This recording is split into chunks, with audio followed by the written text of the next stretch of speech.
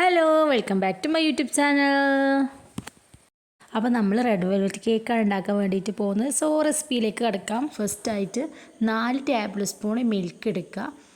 And അതിലേക്ക് 1/2 table spoon vinegar add ചെയ്യുക കേട്ടോ. ഇത് ജസ്റ്റ് മിൽക്കൊന്ന് പിരിപ്പിക്കുകയാണ് കേട്ടോ നമ്മൾ. ആൻഡ് ഇത് നമുക്ക് ഒന്ന് മിക്സ് ചെയ്തിട്ട് ഒന്ന് മാറ്റി വെക്കാം.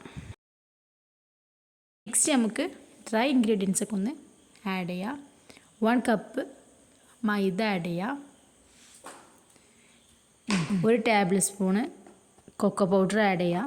ലൈറ്റായിട്ടുള്ള കൊക്കോ പൗഡർ ആഡ് ചെയ്യാൻ വേണ്ടിയിട്ട് ശ്രമിക്കാം. ഇത് അത്യാവശ്യം ഡാർക്കാണ് കേട്ടോ. പിന്നെ 1/2 ടേബിൾ സ്പൂണ് ബേക്കിംഗ് പൗഡർ, അതിൽ പകുതി ബേക്കിംഗ് സോഡ ആഡ് ചെയ്യാം. എന്നിട്ടൊരു സ്പൂൺ വെച്ചിട്ട് നല്ല രീതിക്ക് മിക്സ് ആക്കിയിട്ട് എടുക്കാം. അതിനുശേഷം ഇതിനെ അരിച്ചെടുക്കണം കേട്ടോ. 3 ടൈം, അതായത് 3 പ്രാവശ്യം അരിച്ചെടുക്കുക. നല്ല രീതിക്ക് ഫൈനായി വന്നിട്ട് നമ്മളെ പൗഡർ നല്ല മിക്സ് ആയിട്ടുണ്ട് കേട്ടോ എല്ലാം കൂടെ. നെക്സ്റ്റ് ആയിട്ട് നമുക്ക് എഗ്ഗാണ് കേട്ടോ വേണ്ടത്. എഗ്ഗ് 3 എണ്ണം എടുക്കണം കേട്ടോ.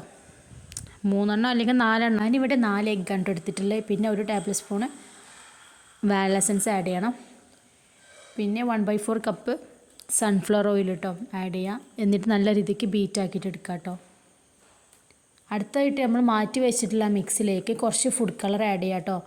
സൂപ്പർ റെഡ് ആണെങ്കിൽ അടിപൊളിയായിരിക്കും. എനിക്ക് കിട്ടിയിട്ടുള്ളത് ടൊമാറ്റോ റെഡ് ആട്ടോ. അതുകൊണ്ട് അത്ര നല്ല അടിപൊളിയായിട്ടുള്ള കളറല്ല. ബേക്ക് ചെയ്ത് വരുമ്പോൾ നല്ല കളറായി വരുന്നില്ല കേട്ടോ. സോ സൂപ്പർ റെഡ് എടുക്കാൻ വേണ്ടിയിട്ട് ശ്രമിക്കുക കേട്ടോ. ജെൽ കളർ തന്നെ എടുക്കണം കേട്ടോ.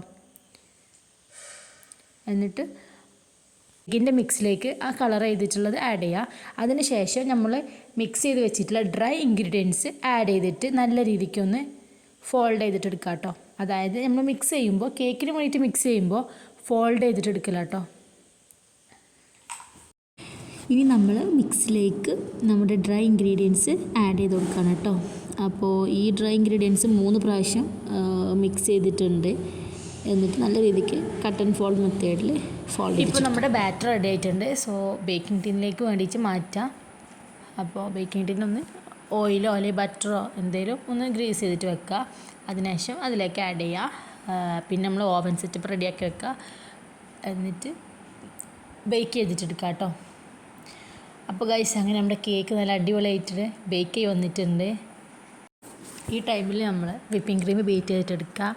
അതുപോലെ തന്നെ ഷുഗർ സിറപ്പ് റെഡിയാക്കി വെക്കാം കേട്ടോ. ക്രീം ചീസ് ആഡ് ചെയ്തിട്ട് നല്ല രീതിക്ക് സ്റ്റിഫ് പീക്സ് ആക്കിയിട്ട് എടുക്കാം.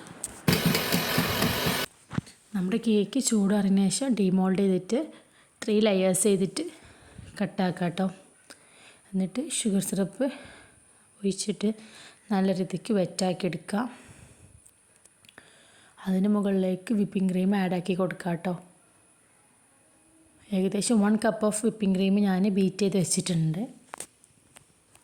കംപ്ലീറ്റ് ആയിട്ട് വിപ്പിംഗ് ക്രീമൊക്കെ ഒന്ന് ആക്കി കൊടുക്കുക.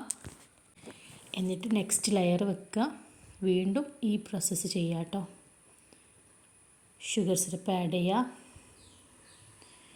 വിപ്പിംഗ് ക്രീം ആഡ് ചെയ്ത് കൊടുക്കുക. ഇനി നമ്മൾ കേക്ക് ഐസിങ് ചെയ്തെടുക്കുക കേട്ടോ. എന്നിട്ട് നമുക്ക് വേണ്ട ഡിസൈൻസും കാര്യങ്ങളൊക്കെ ആക്കി എടുക്കാം.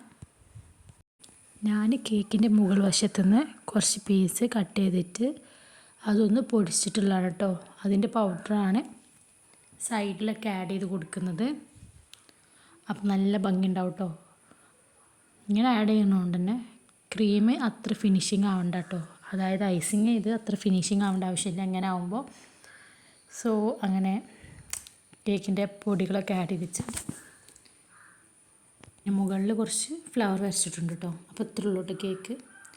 ഇത് ഞാൻ കേക്ക് കട്ട് ചെയ്തിട്ട് കഴിച്ച് നോക്കിയതാണ് കേട്ടോ. അടിപൊളിയാണ് കേട്ടോ. നല്ല ടേസ്റ്റ് ഉണ്ട്, പറയാണ്ടിരിക്കാൻ വയ്യ.